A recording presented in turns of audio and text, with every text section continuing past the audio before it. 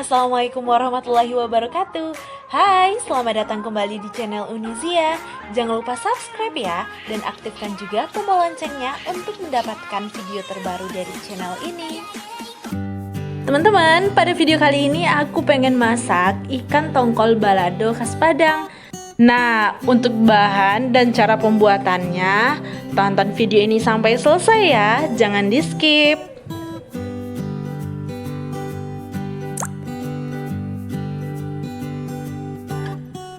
Nah teman-teman, ini dia bahan-bahan yang aku gunakan untuk membuat ikan tongkol balado khas Padang. Nah itu 500 gram atau setengah kilo ikan tongkol ukuran sedang, kemudian 1 ons cabai merah, dan 2 siung bawang putih, 3 siung bawang merah ukuran agak besar ya, dan 1 buah tomat.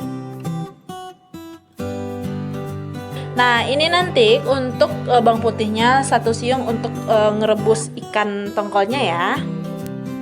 Oke, next kita lanjut ke proses pembuatannya. Nah, pertama kita rebus dulu ikan tongkolnya dengan menggunakan 1 siung bawang putih. Jadi 1 siungnya lagi untuk kita gilingkan ke cabai ya. Nah, kita rebus biar ikan tongkolnya itu enggak amis dan empuk, super enak pokoknya ya.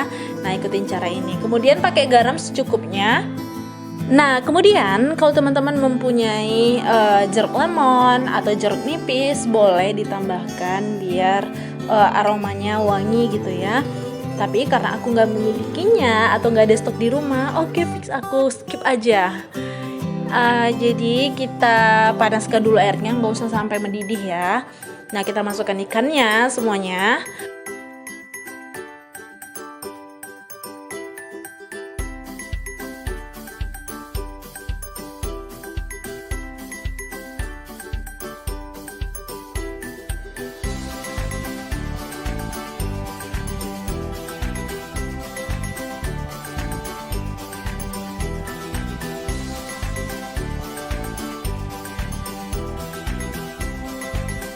Dan kalau ikannya udah berubah warna menjadi lebih putih dan juga airnya udah mendidih, maka fix bisa kita matikan apinya. Itu artinya ikan tongkolnya siap untuk digoreng, tapi didinginkan sebentar dulu ya sambil ditiriskan.